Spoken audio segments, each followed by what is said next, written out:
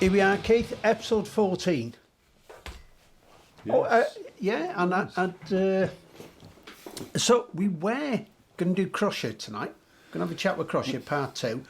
But he's realised his New Year's resolution he made last year. He's only got a few weeks left, and it was to burn down every fucking disco in Britain by the end of the year. So he was doing that tonight, was he? Yeah, there was one left in Cornwall and one in the Shetland Islands. That slipped, got under his radar. So what we thought we'd do, Keith, it's been a pretty good year for gigs this year.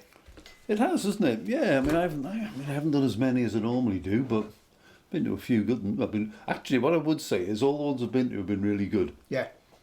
I haven't had a disappointing one. Which has been your best this year, then? It's got to be Queens of the Stone Age the other night for Impact. Yeah. For an arena gig. But I think the best small club gig probably be Jim Jones All Stars. Yeah, yeah. But I saw Queens of the Stone Age Tuesday. Yeah. And it absolutely blew me away. I mean, they were just magnificent. Is that the arena in Manchester? Yeah. They were the power.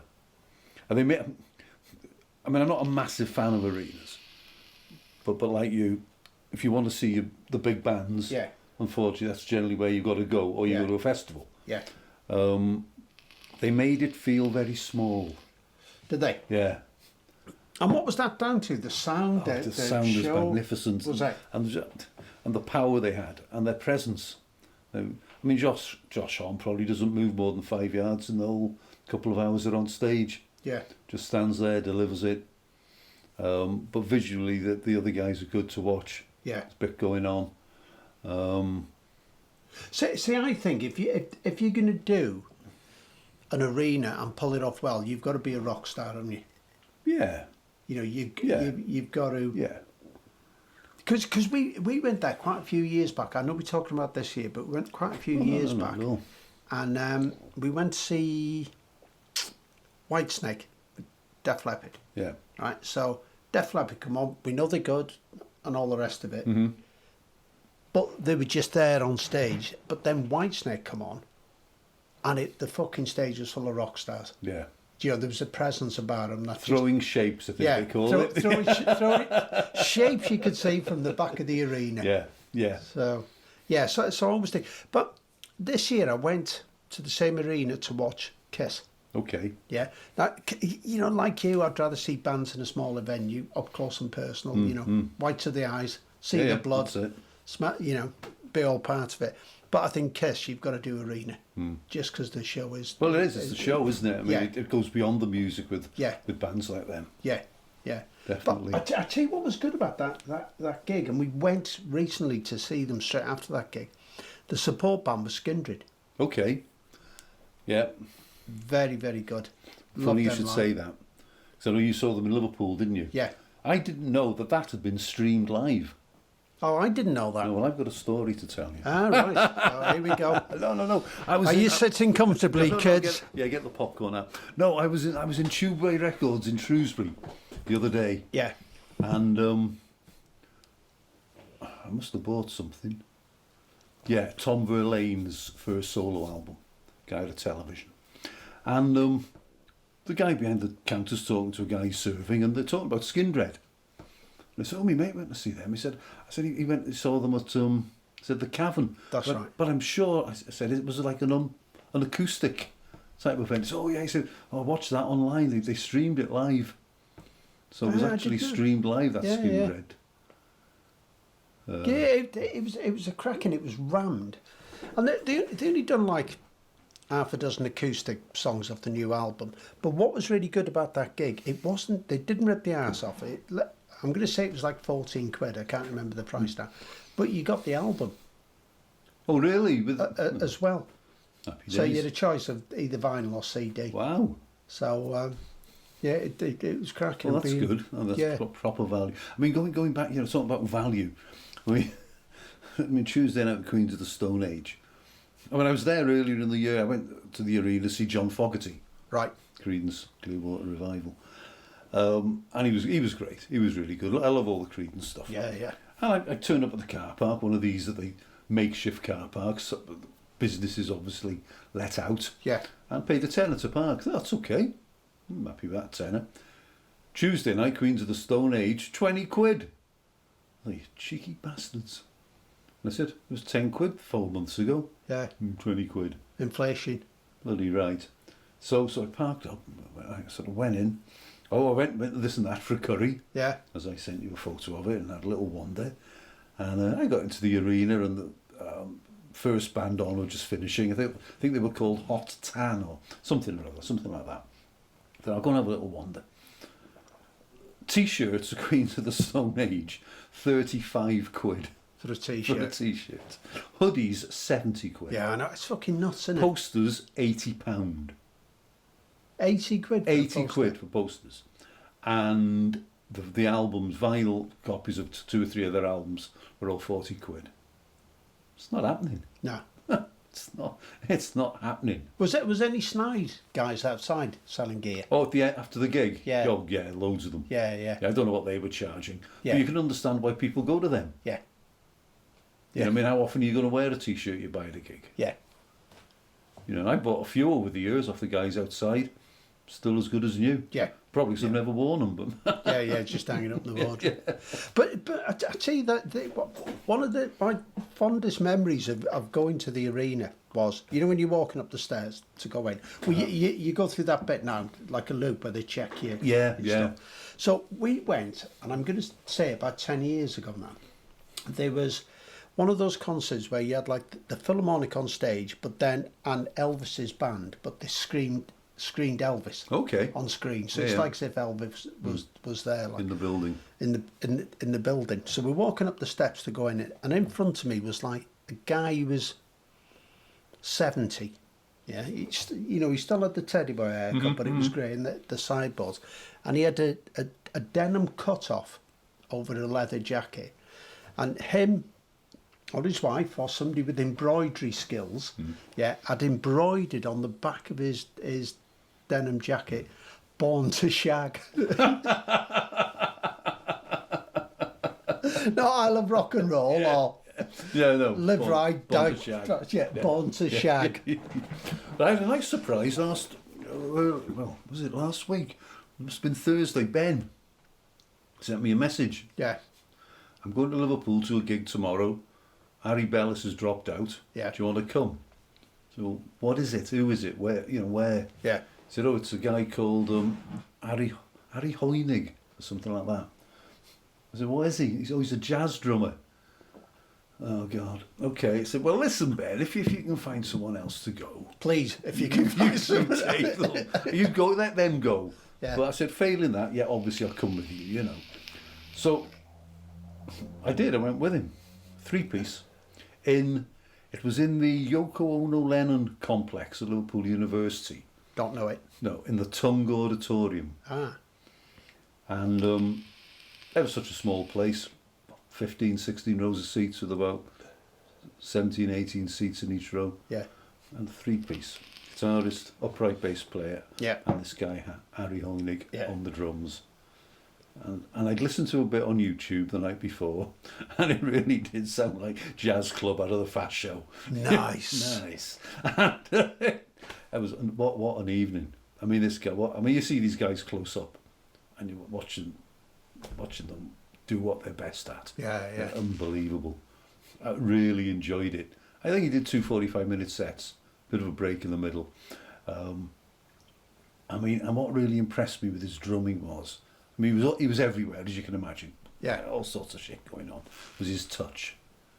Never once did he rattle them. I don't even think he was sweating. Yeah, But it was really, really good. So it was a nice, turned out to be a nice surprise. yeah. He had the Charlie Watts vibe about him, did he? Oh, yeah.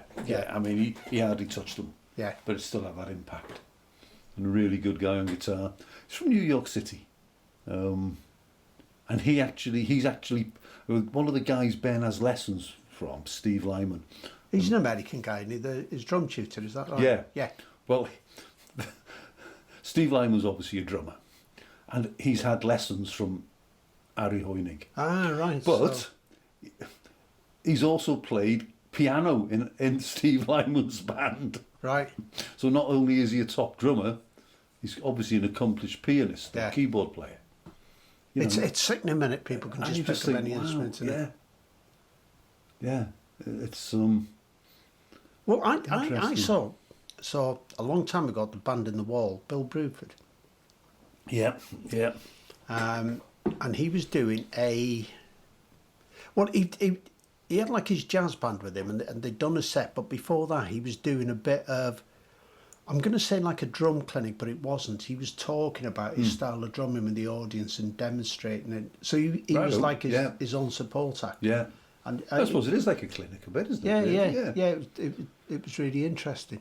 It was really I mean, these interesting guys, I mean, they're so good. Yeah. And I was blown away by this fella the other night. I just thought, you know, how good are you? Yeah, And I don't think there were that many people. It was full, but I got there were a lot of students, a lot of Asian students in there, yeah, and I just got the impression that they probably just shoveled tickets students' way yeah. because a lot of them had gone in after the interval. Right. And he's got, you know, one of the, I've gotten to Ben, who knows all these things about drummers and that, one of the top jazz drummers in the world. Don't know, and there's hardly anyone there watching him. Yeah. And it was an absolute treat just to watch him, Yeah, yeah. you know.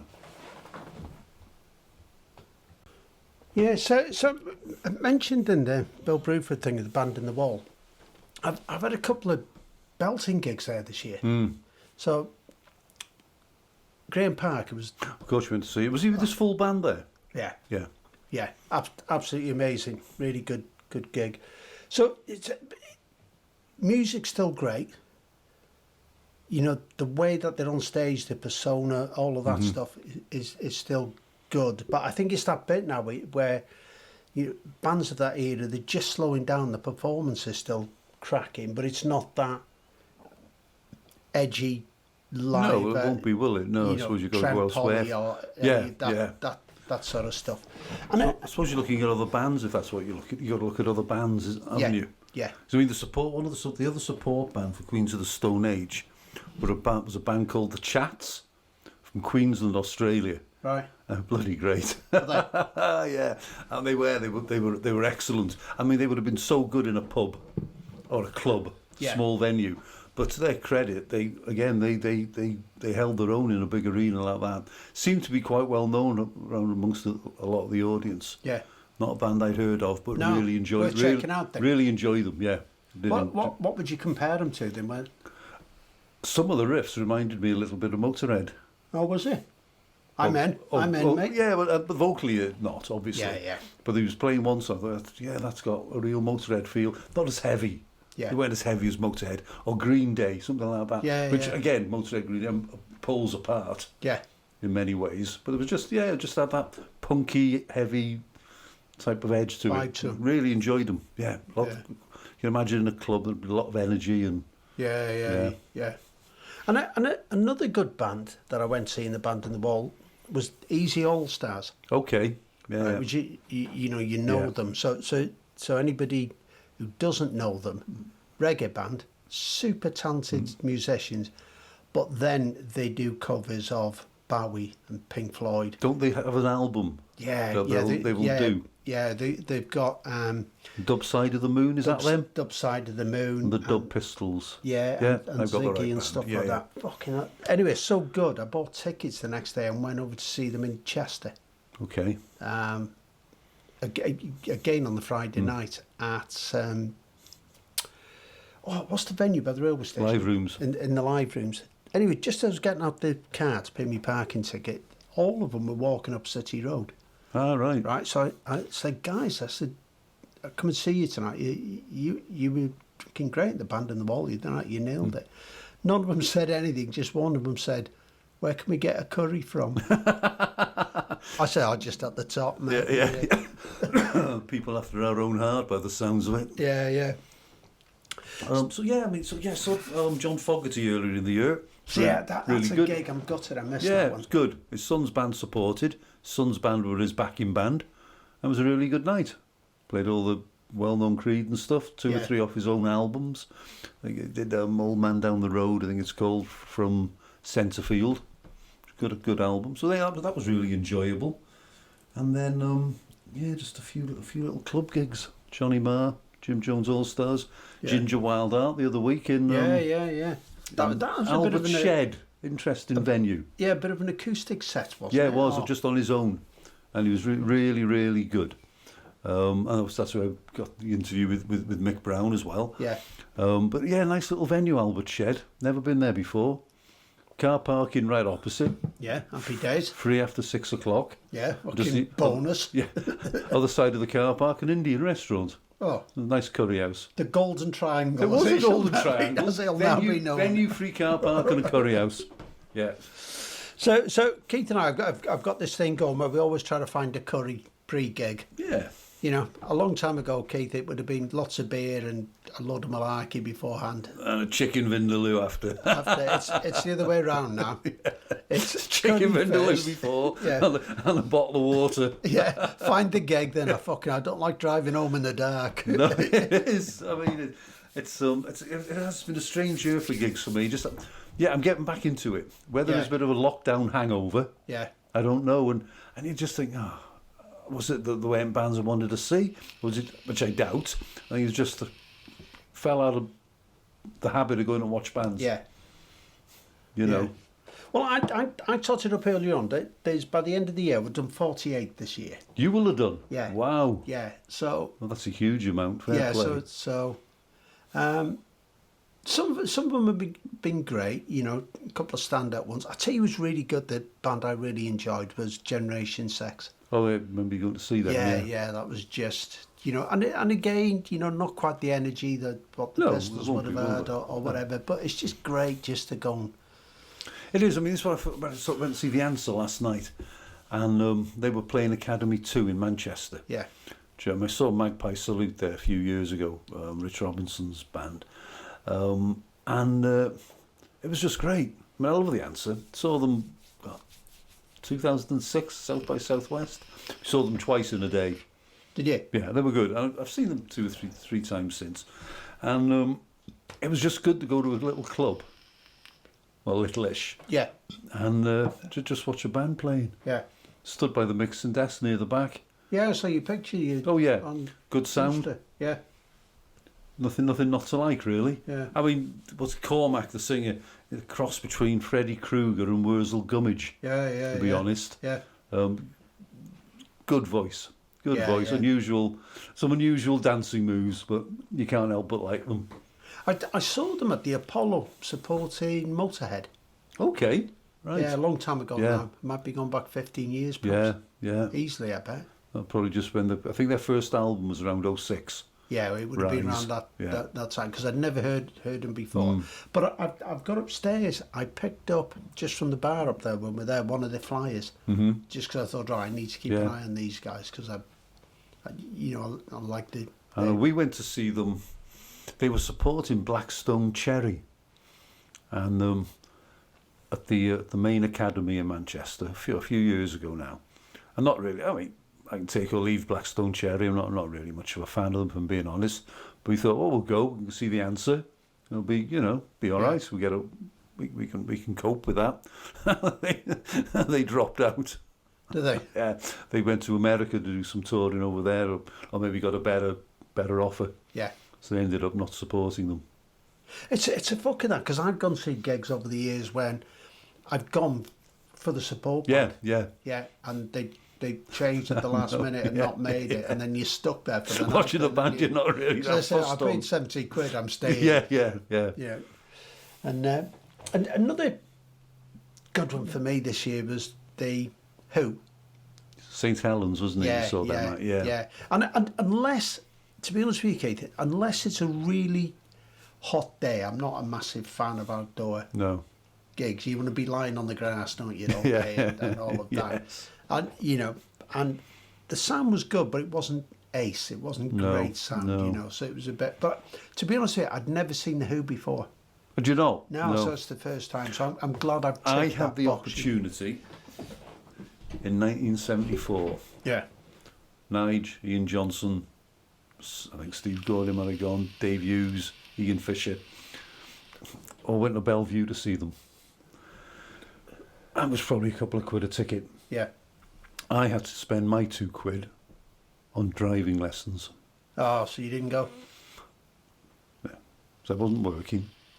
Still in college. Don't even think I got a part-time job or anything. Yeah. Gutted. Never forgave the old man for that. No. You got a driving lesson on Saturday. That's what that money's going towards. Yeah. Okay. Yeah. Yeah. So I didn't get to see them until 1999. Right. I mean, John Entwistle was still with them. Obviously, Keith Moon wasn't.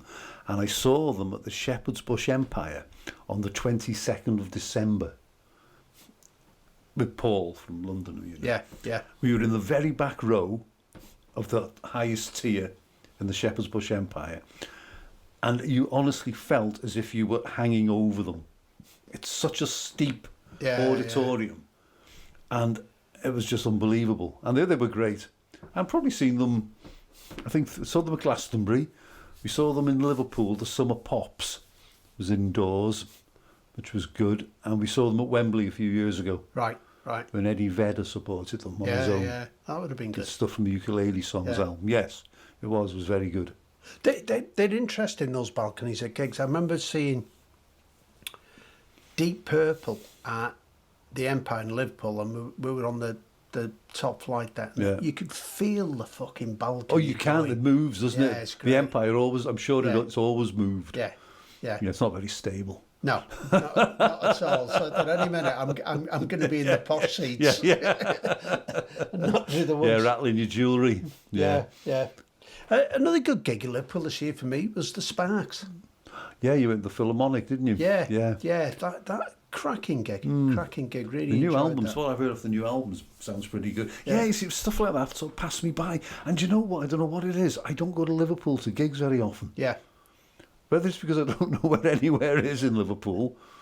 But, I mean, the last time I was in Liverpool, okay, I went to see the Stones. Yeah. But I reckon it might well have been a guy called Sturgill Simpson playing at some little upstairs venue. And that's got to be, I reckon, 8 to 9 years ago. When he was very good. But yeah, it was just a little, like a smallish room above a pub. Yeah. But I mean, the band who played there recently, again, I wish I'd gone to see them, and I've missed the last 2 tours. Are the Beavis Frond? Don't know whether you're familiar with them. No, they're good. American or British? No, British band. Yeah. Quite a cult following. Yeah. But they've got 2 or 3 of the albums, and it's a Salomon. Somebody Salomon is like the main man. Pete Salomon, Ian, I don't know. Yeah, I've missed them twice in Liverpool. Right. It's laziness. Yeah. There's no excuses for it. Basically, it's laziness, I think. But maybe next time. Third time lucky. Yeah. What was interesting for me with the Sparks gig, apart from musically, they're still not perfect and all the rest of it. I got a pair of Sparks socks off the merchandise. So I believe. But they didn't cost you 35 quid, did they? No. I think they were 12 quid. 6 foot a foot. 6 foot a foot, yeah. It's like 6 foot a foot. Yeah. 6 quid a foot even, yeah. 6 quid a foot. So, yeah, and then another sort of highlight for me this year was KK Priest, supported by Paul Di'Anno. That was just a proper... You loved that, didn't you? Fucking metal Well, yeah, gig. you're a big Maiden and a big Priest fan. What's not to like? Yeah, absolutely nailed it all the way through. Every single So did he track. play a lot of Priest stuff? Yeah, played half Priest, Okay. half KK stuff. I'm not that familiar with this stuff. I don't know a lot about him, to be honest. Yeah. What's Paul Did you say Paul Di'Anno was in a chair? Yeah. And then, but apparently he was saying he's got some rehab coming up in Europe, and then he'll hopefully be out the chair by the end of the year. Yeah. But still a great voice. And for me, that early Iron Maiden stuff for me is the Iron Maiden I like. I know, you told me you before. And it, it's still all right and it's still good, but to me it's that, I'll always be fucking Bon Scott. Yeah, it'll always be Ian Gillan Yeah. for me with Purple. Yeah. You know? Yeah. Not decrying what Coverdale did, Yeah. but it changed when Gillan and Glover left. Yeah. Yeah, it's interesting that, because me, he'll always be Whitesnake, he'll never be Purple. No, Whereas absolutely. Gillan is Purple. And he'll never be He'll never be Gillan. No, no. Despite what he says. I was reading something that must have been on the social media things, something on some Deep Purple page, and the amount of people who were slagging off Purple pre-Gillan and Glover, so when they had Rod Evans and Nick Simper. Yeah. And I love those first 3 albums. Yeah. Was it Deep Purple, Book of Talisman, and Shades of Deep Purple? Yeah. I mean, no, it's not. It's not Deep Purple as we sort of As know. we know it. It's not In Rock or Machine Head or Yeah. Fireball made in Japan. But you can see, you see the seeds, if you like. Yeah. Some of Blackmore's tricks. John Law just pumping away, keeping a nice rhythm, and quite psychedelic. Yeah. I really like those 3 albums. And Rod Evans, great voice. Yeah. Great singer. You could see why they brought Ian Gillan in, because obviously the direction Blackmore and John Lord wanted to go. Because I don't think Rod Evans could have sung like that. Yeah. So they brought Gillan in to fit that mould. Yeah. And but those albums stand up, in my opinion. Yeah. You know, Yeah. as good albums. Forget the Deep Purple. They're Yeah. not the Deep Purple most people know. Yeah. But they're good. They're good albums. But I think it does you good when you get into a band with a certain lineup or a certain period, and you start to really get under the skin of them. I think it's always good going right back to the beginning of this stuff and follow it back through. Yeah. Because you can see how it's fucking moves to where it got to. All bands that have influenced them. Yeah. You know, I mean, I'm sure Blackmore got the riff for Black Knight from a Ricky Nelson guitar riff. Did he? Yeah. And I'm sure I've heard it, and he's just added a couple of notes or taken a couple out, or maybe played it in a slightly different time. Yeah. But I'm sure it's a Ricky Nelson song, or a Ricky Nelson riff. Might be wrong, Interesting. Interesting. I don't think I am on that one. But it's amazing though how many heavy rock bands are inspired by rock and roll. Yeah. You know, and actually, you know, will choose to listen to that music themselves. And I think if you're looking at the bands we were brought up on, that's what they were exposed to. yeah, The old rock and roll. So that's what was coming through, I suppose, when people we listened to, who are now probably in their mid to late 70s, yeah, when they were starting out, or they were teenagers, that's what they were listening to. yeah, yeah, You know, all those guys around 1960, 61 would probably been 15, 16. yeah. And that's what they've been turned on to, and that's what they listen to, and that's what... And I suppose in that time, like when we got into rock, or you know, punk, or any of that new stuff that was big and edgy and fucking loud and aggressive, that's what rock and roll would have sounded like to them. Yeah. You know, when Probably would they have were done, getting absolutely. Well, yes, I mean, you know. they didn't want... I mean, the likes of Elvis, Yeah. when he first came on the scene in the States, Yeah. in the late 50s, all his thrusting his pelvis and shaking his hips. Yeah. No, it wasn't happening. No. But it was the kids who wanted it. Yeah. In the same way as, I guess, the British blues boom and Yeah. all the jazz stuff in the 60s. Yeah. You know, it Yeah. was frowned upon. I remember my dad couldn't believe what was going on Top of the Pops when he saw Mick Jagger when I was just a kid. Yeah. I can remember the Stones being on Top of the Pops. And my Yeah. dad Yeah. thought, what is this rubbish? Yeah. and I suppose when you look at it, you know, when the likes of Little Richie and Chuck Berry and rock and roll was, you know, if you look at what we had like fucking Cliff Richard. You know, thank God for America bringing rock and roll to Well, us. they Or did, didn't God they? knows They where the did. music would have been now if it wasn't. But for I suppose, like, because it was Cliff Richard, wasn't it? But you had all that stuff coming out of Liverpool. yeah, The Mersey Beats, Yeah. Jerry and the Pacemakers, obviously Yeah. the Beatles. So there was a lot of stuff coming through, and probably a load of bands we've never even heard of, yeah, who would have been playing the cities and the clubs and the Yeah. towns and all that sort of thing. Yeah. And it just evolved. And it's Yeah. interesting because I don't you think music so rock music, if you like, evolved really quickly. From like 1968, 69, yeah, they were putting flowers in the hair. yeah, 1977, they were sticking safety pins through the noses, and they wanted to do all sorts of wonderful things. yeah. And then, you know, even a shorter period, you go from like the late 60s to early 70s and you got Sabbath. Yeah. You know, just in that few years, Well, you have. You got sort of, you know, and probably brought on by bands like Blue Cheer and Vanilla Fudge. Yeah, In the 60s. yeah, And that's, you know,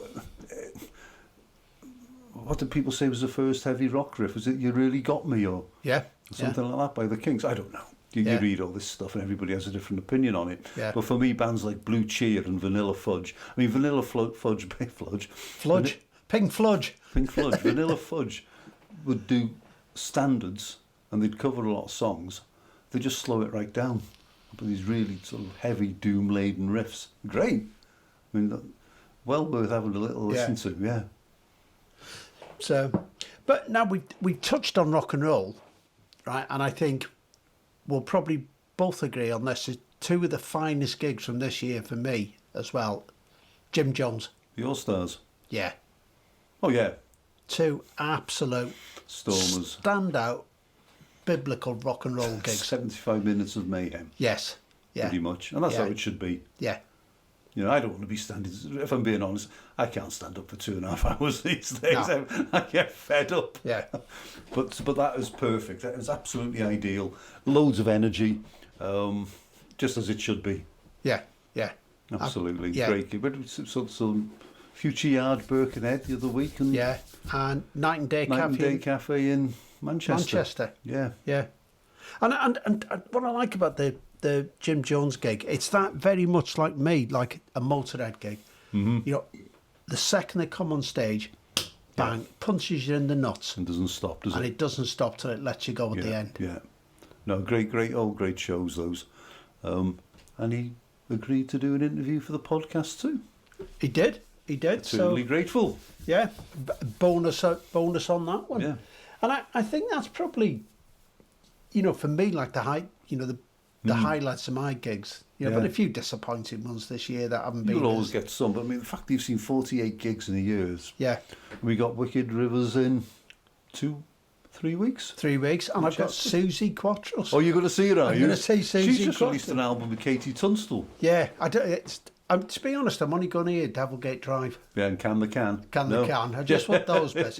So it might be the same for you, Keith. The last time I saw her was Reading. Yeah, so that's the only time I've seen her. Yeah. Yeah. Yeah, and it probably has been my only Yeah, time yeah. till now. Don't remember a thing about it. No. No, There I was don't think. there was two highlights that weekend. There was Susie Quattro there, and also Lee Aaron. Lee Aaron, yeah. Yeah. Remember her being on? Yeah, Canadian. Yeah, that's it. Yeah. Yeah. Oh, were they on the same festival, were they? Yeah, Right, yeah. On the same day, weirdly enough. Okay. So, but yeah, so I'm looking forward to that. It'll be sedate, you know. There'll be a few Zimmer frames there Yeah. and stuff Yeah. like that, you know. So Bridgewater Hall. Bridgewater Yeah. Hall, easy parking. No handy curry houses that end of time. No, there aren't, no. are there? No. So I'll be taking my own butties for that one, I think. So yeah, so Anything lined up for next year? I have. Go on then. I've got some crackers. I'm going to have to go onto my list here, listener. So we've got. Oh God, how organised are you? Just to let you know, those who are listening, Viv's now gone to a page on his laptop that's got all his dates and gigs listed for next year. I've got Limehouse Lizzie as well, 1st of December. Limehouse Lizzie. Oh, we also saw Molly Hatchet, didn't we? Ah, yes, at the TIFF. Yeah, that was different. Yeah, yeah. If you can lip read, they were worth going to say. It wasn't a good sound. No. So next year's gigs are, there's a couple I'm doing with a Storm, which is like ABC, but then we've got OMD, 10cc I'm looking forward Yeah, they're to. good live. They're all right. Yeah, Skindred again. Stranglers I'm very much looking forward to. Judas Priest, the Saxon. Yeah, a bit of opera thrown in there on the 22nd of March. Righto. Cavallera Rusticana. May, Tull, Clapton. Nile Rodgers. Is that a plan? Yeah. Okay, you're going to that one. Yeah. Nice one. Are you going to that one? No. Be fucking handy for you, that, mate. I know. Going to see the Maliks and Sway, though. Ah, right. The same venue. Yeah. And then we've got Stone Dead Yes, Festival. Stone Dead. So we're hoping to get a good few interviews done That's right. on that day. So I'm looking forward to That'll that. be a good one. Yeah. So what have I got? I've got Israel Nash, end of Now, January. you've talked about Yeah, Israel he's great. Nash before. He's great, mate. He's great. Deaf Institute. Got the Mannix. And I think there's something else slotted in between. I'm sure there is. The Mannix are in Flan, aren't they? Yeah, Mannix and Suede. Yeah. Double header. Yeah. So that'll be all right. Yeah. Like the Mannix. I think there's someone else after Israel Nash, but I can't for the life of me think who. So Yeah, so Keith criticised me for having a list on the laptop. I put it on my okay. phone, so and I Keith's remember. got it on his phone. No, No? maybe not. Oh, Foo Fighters. Ah, Foo Fighters in London. yeah. So that should be okay. That's on the it's on the 20th of June. And so yeah, it's starting to take shape. I can probably guarantee I'll be going to hell a lot more next year than I did this year. Yeah, because all the bigger gigs, that they sort of pop in your diary the year before anyway, don't they? Well, they do. Tickets. But then all the smaller stuff, the You get smaller maybe a couple of venues, months. Yeah, they start creeping Yeah, in, don't yeah. they? A month or two Couple of months before. notice and Yeah, you're off. you're in. Yeah. So, Right, there we are. well, I enjoyed the little blast Yes. through this year's Well, worth this year, worth of what's gigs. left of it, yeah. Yeah. So we're actually interviewing the guys of these Wicked Rivers, aren't we? We are indeed, yes, at the live rooms, 14th of December. Yeah. So Look forward to that. yeah, yeah, Good that'll be a band. good Yeah, crack. yeah. Yeah, cool. Right, We're done. we done. Excellent. Onwards and upwards. Onwards, well, I don't know about upwards, but onwards anyway. Onwards and downwards. Yeah. Cheers, guys. See you next week.